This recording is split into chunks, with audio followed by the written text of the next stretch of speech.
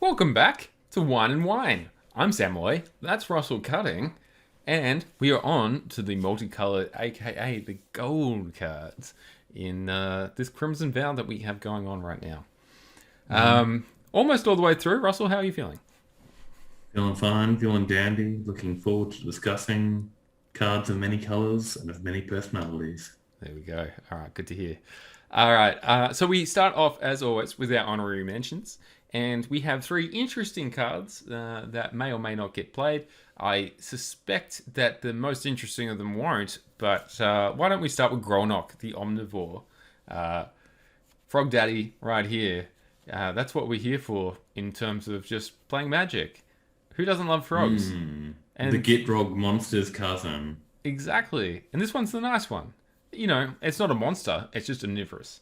So, not Dude too likes to evil. chow down. Look, quickly run it down. We've got 4 mana 3/3. Meh, whatever. Whenever a frog you control, it's a frog, attacks, mill 3 cards. It's a good Whenever amount. a permanent, yeah, whenever a permanent card is put in your grab from your library, probably in the mill, exile it with a best counter in all time, croak counter. Very good. And then you can play lands and cast spells from among cards you own and exile with croak counters. So if your deck is set up the right way, and if Grolnok lives, it ancestral recalls every turn. Sort of. You have to still play them. Kind of. Yeah, kind of. But hey, the good thing about this is it does go away when Grolnok goes away. Like the Yeah. cards stay in exile with a crow counter though. So if you play a follow up Grolnok, then you will be able to play those cards again. Yeah. Yeah, they bank. Yeah. I don't think we have enough playable frogs. I'm just gonna say that we do have some It's changelings, I just guess. it just needs itself though. It does only need itself. Otherwise you would just mill yourself. We do have changelings, like in Kaladesh? No. What is the cold one? Keldheim. Keldheim. There we go. Thank you very much. In Keldheim, we do have changelings, so we do have at least those. I'm not a huge believer in this card, but hey, it's really cool. I Really love cool. him. Look how Yeah. cute he is. Look at the zombie he's chomping. And you can see You it can through his see you neck. can see him. Look at it. Yeah. Look at his little belly. It's really He's chomping. look, I'm not quite there for frogs, but you know, we do have a serious contender with my crabs. So Yeah. don't mean to share too much, but there we go. All right, let's talk about the Wandering Mind, aka me on a weekday. This is the ballsiest brain I've ever seen of all time. Does some cool stuff. I feel like they're going to invade the planet at any point. I like this card a lot. I think it's actually pretty playable. It is a below rate creature, but the enters battlefield effect's really good. Yeah, it's a little bit more than what you'd expect from Narset Harder of Veils activation, but similar effect. This is a card that like used to be, and like this is a card that you and I would have freaking begged for when we were playing 10, 15 years ago, where it's Yeah. just like, are you kidding me? It's a 3 mana, 2 power flyer, draw a card? It's like, oh, What? this would be perfectly playable next to standard playable Delver of Secrets. Yeah, stuff like that. But Yeah, I mean, which is legal, by the way. It's just like it's 2021 now, so we're yeah, kind of I, doing I different want things. I want this to be good. It's probably not, but it's so sick, and I'll be playing this I don't know. card. I know this card's going to make my 75. I don't know if it's going to make my 60. I think this is one of those cards that you can sneaky sideboard in if you're like a really spell heavy blue red deck. Yeah, And we'll see. We'll draws you a see. card. Yeah. Yeah, exactly. Um, And then we have finally, Skull yeah, Scarb, which is Ghost card. Skull Scarb, which is a good card. It just is it's the mere 2/2 for 2. Whenever a creature you control exploits a non-token creature, create a 2/2 black zombie creature token. So we have quite a lot of exploit zombies. This is an exploit zombie synergy card. It itself has exploit, which will allow you to upgrade decay tokens. So it's quite good with Jadar, amongst other things. I like this card quite a lot. I think this card is probably a medium playable though. It's a card that I think it needs everything to go right, but we did get a lot of push zombie cards with exploit on them in this set. So watch this space, I guess. But I would like if this was playable. So you're looking at the marquee uncommon for drafting, but it does have potential for constructed playability. So you'd be looking at a blue-black zombie-based deck, and then upon building, if you found yourself lacking in 2-drops, this is absolutely reasonable and justifiable to make up the numbers for your 2-drop slots for curve. Yeah. It goes beneath Jadar, it goes beneath the Stitch Scarb, the 2/3 that gives you zombies +1/+0. But if you need that extra 1 to potentially 3 copies of a 2-drop creature in a blue-black zombie deck, pretty freaking good. Yeah, and it's got the 2 layers of synergy with being an exploit payoff and a zombie payoff in a way. So we'll see how it goes. We'll see how it goes. It may not, the deck may not need it, but we'll see where we end up. If defensible. Shall we go? Yeah, let's move along. All right. Okay. All right. Okay. We have. Oh, it's me. Yeah. It's me. It's old Russ. Old Rustine. Oh, what am I doing? Rustine. What am I doing in this set? And I don't know. Why am I offering you things from my shady cloak pocket? I would like a skull though. Thank you very much. You've come to the right neck of the woods, so to speak. I was like, you want a skull? It tells the time. I'm a big fan of this. Finally, we can match you up with old stick fingers and stick that's fingers. you. And you're old stick fingers. I'm old stick fingers apparently by process of elimination and also wanting to play us both in a deck. I think that this card is medium. It's actually it's awful. It's great for your casual formats, but like you mill a card and you always get a thing, but a 3-mana 1/4. Come on, guys! Like this is draft chat. What I don't like about this is the triggered ability of creating things that only activates off of itself. Yeah, that makes sense. It's not. When it enters the battlefield, if you separated the line, mill a card, stop. Yeah. And then whenever you mill a land, whenever you mill it, it is so tied to the ability that it does not, and it's not like it's an offensive game. No, yeah, okay, it could be a little bit, but no, it's not. It's. I feel like they should allow. You could do. What you could do is you could ... but you could say this ability only triggers once per turn. And that way you could enable milling in your... Well, if you thought it was... It's a 3-mana 1/4. You could just leave this shit open-ended, man. Whatever. I love this dude, and I love the old art, and I'll be getting a foil 1 of the old art and a foil 1 of the normal art. Fantastic. As long as I now know that you are a human peasant creature, then I'm... Oh, of course I'm a human peasant. Have you met me? I always... Let me show you my wares, young man. Next time I see you, you better sell me a skull. Otherwise, I don't know. It's not going to work out. The skull of a chipmunk will be yours. Let's move on.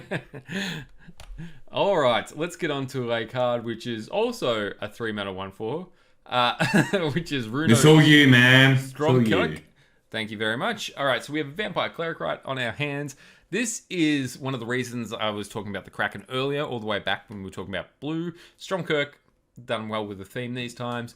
I like this as a way of, it flips itself relatively easy, and then it pays you off pretty well as well. So this is the sort of card that works really well with cheap creatures that mill cards into your library. So... we've had Stitch's Supplier in the past. My Triton was one of the recent ones as well. We don't have either of those anymore. I think there are a few though, like Deathbloom Sprout and there's a 2-mana one as well. Anyway, point being, if you can mill cards into your library to get Bruno to become a decent copying effect, then it becomes a good thing. So I like a transformed Runo. It transforms itself pretty easily, and there are ways that we can make that work. It's all pretty conditional, but they're all cards that you want to play relatively in the same deck, as long as you're happy to play a Runo as well as a Kraken. For me, mostly it's a flavor win, but hey, it's good. I have some issues. So it's easy to flip Yeah. if you build your deck correctly, but like you then have to still be able to cast the 6 drops to then, or the 6 drops that happen to be Kraken, Leviathan, or You don't need to copy them. Like you're just creating and it doesn't care about it's not like a non-token creature. Oh, that's interesting. It doesn't exile them. No, yeah. Okay. That's quite good. So it's and like, it's got okay, flying. I'm attacking with Crothus, Lord of the Deep, and a 2/2. Make a copy of the 2/2. You can block the original one. It's totally fine. I can attack again next turn and copy the token. That works. So you gotta have some dummy creatures. This is why I'm saying that I think that this only works if you have the critical mass of creatures that put big things in your graveyard. So if you can find, it wants a lot to go right. It wants a lot of support in the format. So which is probably the challenge here. But at the same time, it can copy things with exploit triggers. It can do a bunch of stuff like that. There's not many of these effects that they leave open-ended in standard. So we don't tend to get a good bead on whether they're playable or not.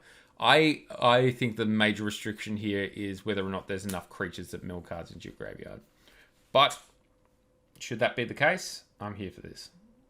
Did we get anything from the Zendikar, the land/spells that are big dummy creatures, or not? No, I think the biggest one is like a Merfolk Wizard, which is a 4/5.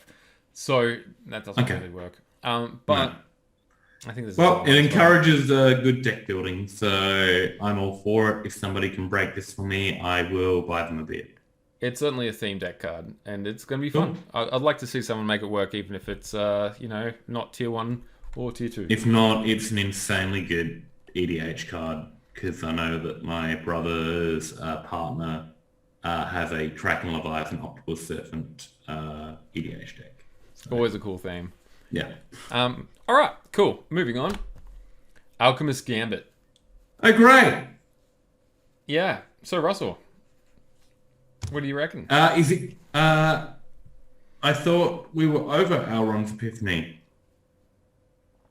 Why have we done another one? Well, we haven't quite done another one. We've done one that conditionally lets you win the game if you're ahead enough with dragons. So if you're one turn away from killing them with dragons already, you can just cast this without the kicker. Sorry, hooray! I think this card is interesting. It would normally be a card I really, really, really like to be in the format. It seems like a bit of redundancy with Elrond's Epiphany. Theoretically, hopefully, what we've both been hoping for this entire time is that Elrond's Epiphany isn't so good anymore. That'd be great. And yet they give us more of this shit. Yeah, it certainly has access to enough effects. I don't think Elrond's Epiphany is going to get banned. Excuse me. There's no reason to, particularly with what we've talked about. There are at least 2 cards that now stymie, if not effectively check those cards. I think this is a really good version of the 3 mana take an extra turn, lose the game at the end of it, which is a really cool glorious end type stuff. Yeah, no, I like it for that. I just we already have a blue-red take an extra turn deck, and they're like, I have more of that effect. Yeah, I mean, it makes me suspect that they didn't know that that was going to happen. I like this card if it was in a vacuum, we were in a different standard or whatever, and this is, people were mad at that tech already. I would really like this card. As it is, I'm kind of conflicted. It's a design I really like, but it's an effect we don't need. So, hopefully this won't ruin the format.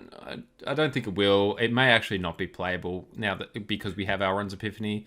So we might get to play this after rotation, but we'll see. Yeah, look, at least it exiles itself. It does. And it doesn't give you bodies and Yeah. lots and lots and lots of stuff. But I'm just like, why?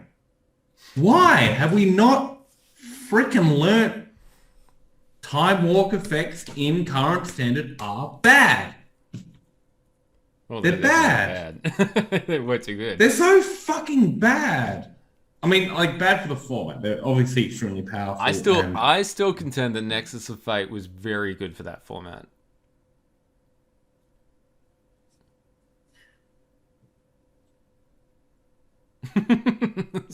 Silence only. It was a pre-designed format. I'm not dignifying that response. I think it was good. That was really good for that format. But that was a format where you could do really dumb other stuff.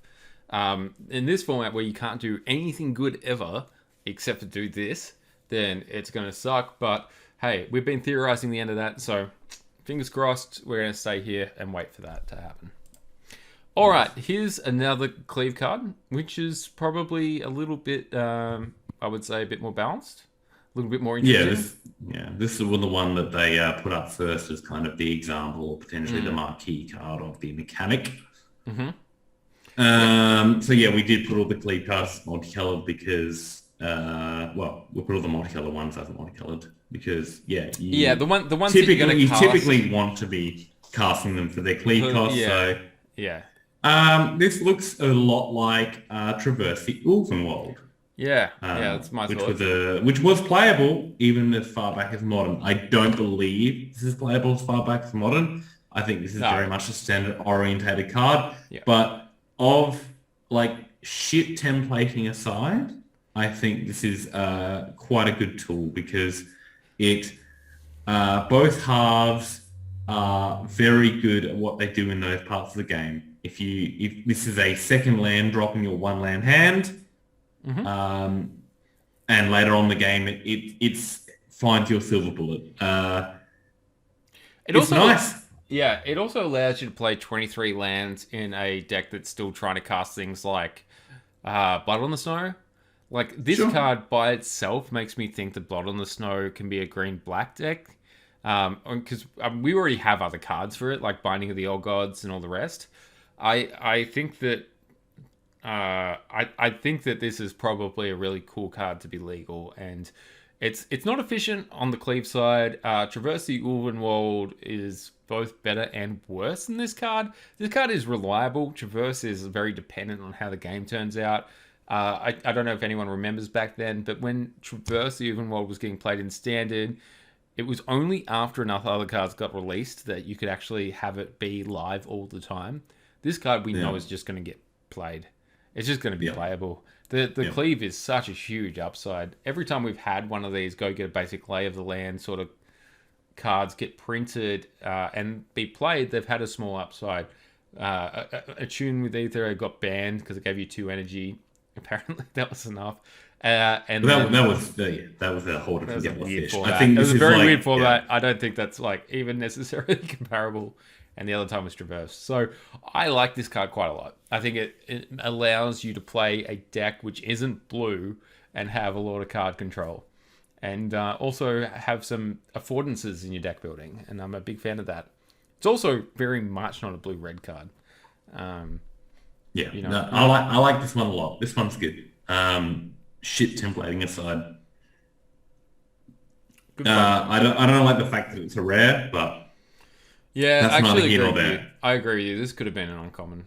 But they generally make Demonic Tutor. Is it Demonic Tutor?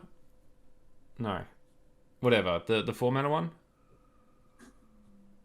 That's an uncommon. Diabolic Tutor, thank you very much. Diabolic Tutor is normally an uncommon, so it's sort of a Diabolic Tutor, but it's also a little bit better, so I don't know. Anyway, it's sort of in the middle. Anyway. Next. I like this for the format. Hello, lady. Hey, lady. Hey, Olivia. Apparently run us up. This is why Granddad's gone. Gone cuckoo. Yeah, so I mean, I really like the original Olivia card. So when I heard that we were getting, I like all of them. Yeah, I know, but the first one was like we didn't get that many legends at the time. Iconic. It was so sick. It was very playable and standard. All the rest of it, I was a big fan of it. So seeing more Olivia's is great. This card is very, very good. It is not that good when it's played fairly, though, which is really weird. So this is a 6-mana 3/4 flying haste, and then when it attacks, you return a target creature card from your graveyard to the battlefield tapped and attacking. So that means no, you do not get any attack effects. And then that creature gains when you don't control a legendary vampire, exile this creature. In general, you will not be bothering to do any deck building which will require you to have any other legendary vampires, but you may well if it works out. This card, to me, is most abusable in formats like Historic, where we had the previous core set Sorin, which you can play for 3 mana and then cheat a vampire into play immediately. So this is going to be pretty abusable with that. Can't remember what it's called. Sorin, I don't know, whatever. Common or something. Good Sorin, good vampire from the core set. Good at vampires and throws vampires at you or something. I don't know, that guy.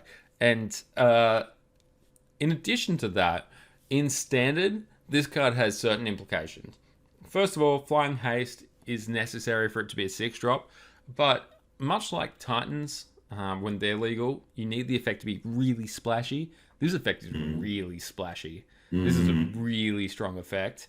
I don't know what we're getting back with it. I made an argument for Cemetery something, the black one. The black Cemetery thing can kill something when it enters and dies. It's not Reaper, but... yeah, no. You're playing in similar archetypes regardless. It also gets some side benefit of having the 4-drop Legendary Vampire be just a good card that you would play in these style of decks. I like this card a lot. I think it is perhaps an archetype card in Standard, but I really like it as an archetype card in Historic. Yeah. And like good for those formats. Not going to see Modern. Again, I kind of got my eye on this for 7 Highlander Reanimator because it does some weird stuff there, but likely not that great. But it's certainly a unique effect. Tapped and attacking, not getting that attack trigger is a bit of a bane against it, but it's pretty good with Sundering Titan. Yeah, I suppose, certainly, if you're in a 2-color format. But yeah, no, this is a cool card. And for a marquee card of the set, I think they have done well in making it exciting without, and potentially competitive, without being backbreaking, which has been, I think, the flaw of design the last few sets. So, big fan of the Crimson Bride.